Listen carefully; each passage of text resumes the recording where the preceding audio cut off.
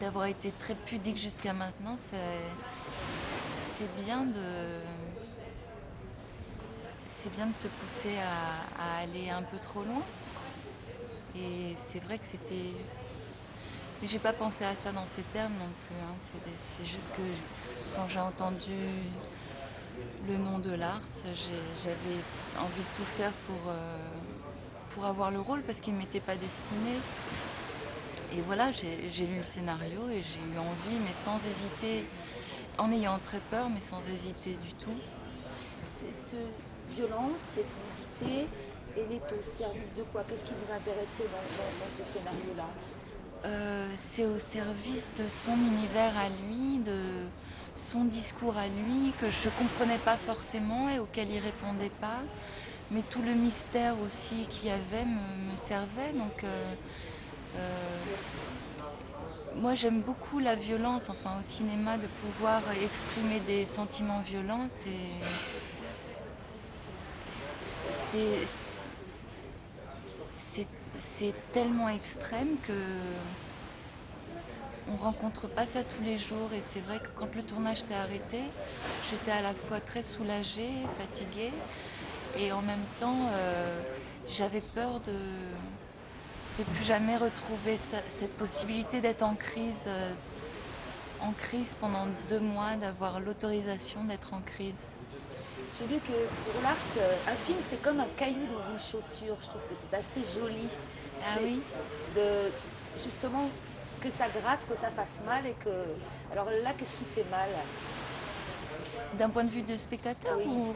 Ah, mais moi j'ai pas le point de vue du spectateur, donc j'ai du mal à savoir ce qu'on en tire, ce qu'on ressent.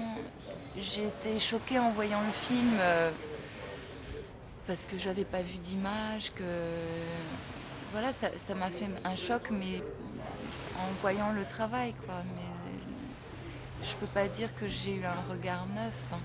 Donc je sais pas du tout ce qu'on ressent quand on voit le film. Quand même, cette intimité que vous donnez, que vous livrez avec Willem, c'est une confiance absolue avec un réalisateur. Vous vous êtes donné vraiment au sens. J'avais une confiance totale. Je sais pas pourquoi, parce que je le connais pas. Et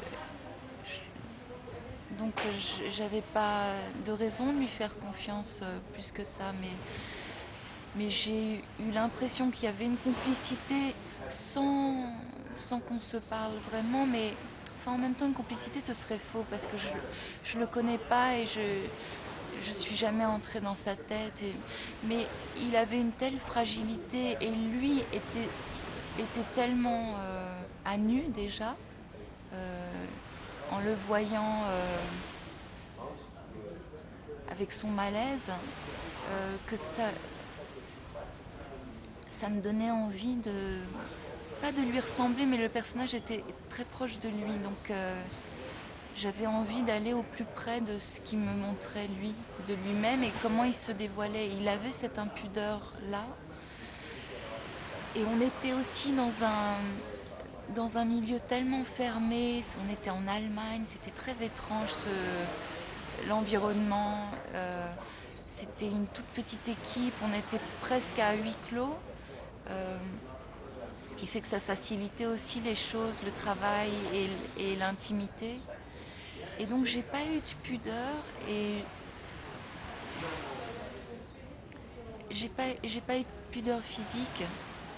Et déjà d'avoir à exprimer un état de crise comme ça permanent, c'était ça l'impudeur. Et donc on allait déjà très loin sans que le fait de se déshabiller ait eu beaucoup d'importance en fait. Et pourtant, j'ai jamais ressenti ça avant. Enfin, ça a jamais été très simple pour moi des scènes de nu, mais là, c'était vraiment tout en bas de l'échelle par rapport au reste. Mais lui m'a garanti aussi, j'avais confiance, parce qu'il m'a garanti qu'il aurait jamais un regard sale ou un regard dont j'aurais honte après. Et il a raison, mais j'ai fait une confiance aveugle. Vraiment,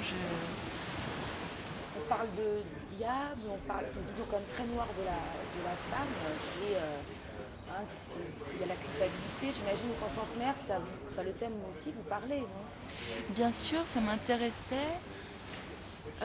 Après ça, le symbole de la femme et de la sorcière et le mal incarné, j'adhère pas à ça. Enfin, non, je peux pas adhérer à ça, mais c'était pas grave. C'est une idée et ça me gênait pas du tout